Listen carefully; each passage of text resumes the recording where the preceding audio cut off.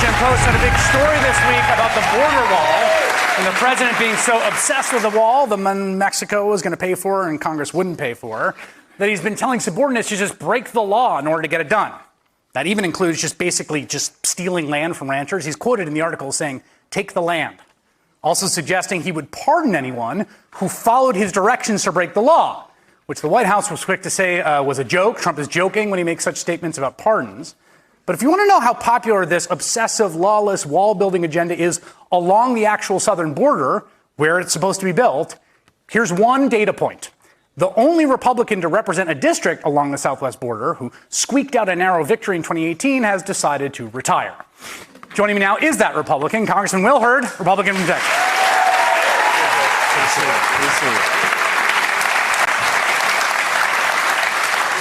Just for the record, those two things don't have to be connected, right? Well, yes. Okay. Well, right. I'm not going to say that's why you're leaving. Right, you can tell me sure. later whether that's the case. But when I read that quote, "Take the land," I thought, that doesn't seem like it would play really well in the Texas border area you represent. Am I wrong about that? Well, there's a little thing that we care about in the great state of Texas, and that's called private property rights. And there's going to be a couple of people. There's going to be a few ranchers that have an opinion on this topic. And look, I represent 820 miles of the border. I represent 29 counties, 2 time zones. It takes 10 and a half hours for me to drive from one part of my district to the other at 80 miles an hour, which is actually the speed limit in most of the district. I found out recently it's not the speed limit in all of the districts. And I spent almost a decade, 9.5 years as an undercover officer in the CIA. I was the dude in the back alleys at 4 o'clock in the morning collecting intelligence on threats to our homeland, stopping terrorists, preventing Russians from stealing our secrets, putting nuclear weapon proliferators out of business. So I know a few things about stopping bad guys, right? And building a wall from sea to shining sea is the most expensive and least effective way to do border security.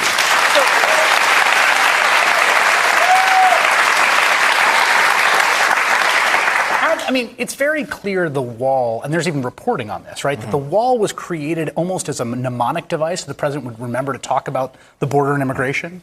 And then he turned it into this real obsession. Like, have you tried to communicate the basic factual case about the lack of need for an 800-mile wall to the White House? I have. When John Kelly was the head of DHS and then ultimately chief of staff, we've had a number of conversations. And there are some parts of the border where a physical barrier actually makes sense. But there's also a lot of parts of the border where Border Patrol's response time to a threat is measured in hours to days. So if you're trying to respond to a threat and it takes you hours or days, that wall is not going to be a physical barrier. Now, there's a problem. You have $35 billion with a B dollars worth of drugs coming into our country illegally. We know the humanitarian crisis that's going along the border.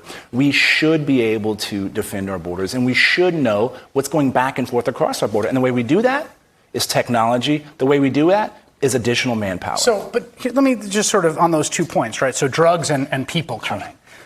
We know that most drugs comes through ports of entry, right? So it's not, people are not driving to some part of the desert and bringing, the cartels are sophisticated enough, they have enough people they can bribe and get over on to actually drive them through the ports of entry. So here's what I would say. A lot of the drugs are indeed coming through our ports of entry, and we should be plussing up the technology that we're using there because we can facilitate the movement of goods and services at the same time and stop bad guys and prevent contraband from coming in. But we also don't know what the denominator is in the amount of drugs that are coming in because we have no clue what's happening in other parts of these areas. You can see, and you made a point about the narcotraficantes, the drug cartels. They're making $35 billion in the United States. That means they're larger than McDonald's and Starbucks. And so they have the technology. You're seeing them fly things in with drones. You're seeing them bring it in on sea. Here's another problem. Coast Guard. Coast Guard is only able to action 25% of the known intelligence on drugs coming in through our coast. So that means 75% where they know something is not happening. So let's spend the money on those kind of things that are going to stop this problem from coming in. But even the logic of more enforcement, right? More manpower. We have seen that over time. I mean, it's gone up every year. And I've talked to people a lot of times, we used to have migration in this country that was seasonal, that people moved back and forth. And one of the things that happened is when you up border enforcement, you don't just keep people out, you keep people in. Right? We have seen actually there's a direct correlation. The more you enforce that border, the harder you make it to get across that border, the more that people who used to come for 6 months and then go back, come for a year and go back, they stop doing that. And my question to you is, the president clearly sees the border in this almost neurotic way of like a place where like germs get in. And so he's like, well, when I breathe, I might get germs, so I'm going to stop breathing.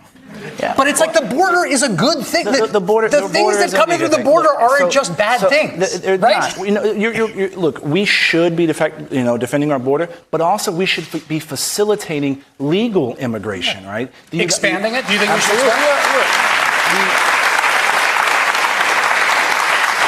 it? The United States of America has benefited from the brain drain of every other country for the last couple of decades. Let's continue that. This is a great crowd, by the way. Yeah, you know.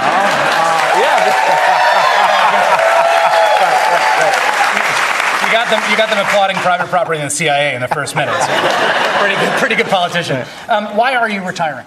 I'm retiring because I'm looking to help my country in a different way. I know that's what you say, but why are you really retiring? Because I want to help. I want to help. I want to make sure there's 15, 20 folks like me that are in Washington, D.C. And the only way to do that is to go help Republicans and Republican primaries, right? Okay. And so we know how to do that. That's what I've been doing for the last 3 election cycles. Also, look, my background and passion is national security, it's technology. To be able to continue working at that nexus in a number of different ways, I'm looking forward to do that. And I left the CIA in order to help my country in a different way.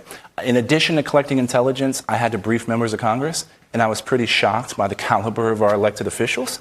And my mama said, you're either part of the problem, part of the solution, so I decided to run in. And so now I think I can help my country in a different way, politically, working on these issues, because we have some generational challenges that we have to deal with. I want to end with this quote that you talked to Log Cabin Republicans. It's a conservative LGBT group. You said, this is a party that is shrinking. The party is not growing in some of the largest parts of our country. Why is that? I'll tell you, it's real simple. Don't be an a-hole, don't be racist, don't be a misogynist, don't be a homophobe. These are real basic things we should all learn when we were in kindergarten. Is that directed at anyone in particular? Look, I was just speaking my mind, right? And we look at in Texas. I always tell my colleagues in Texas, if the Republican Party in Texas doesn't start looking like Texas, there's not going to be a Republican Party in Texas. That's right. And that can apply to the rest of the country. Yep. And so my goal is to go in and look. I go to communities. I consistently win. I'm a black Republican representing a 71% Latino district, yeah. Right? And so, what I've learned, crisscrossing a district that's actually 50-50, 50% Republican, 50% Democrat, is that way more unites us than divides us. And if we focus on those things that we agree on, we can solve real problems. All right, Congressman Will Hurd of Texas, thank you very much. Appreciate it. Hey there, I'm Chris Hayes from MSNBC. Thanks for watching MSNBC on YouTube. If you want to keep up to date with the videos we're putting out, you can click subscribe just below me, or click over on this list to see lots of other great videos.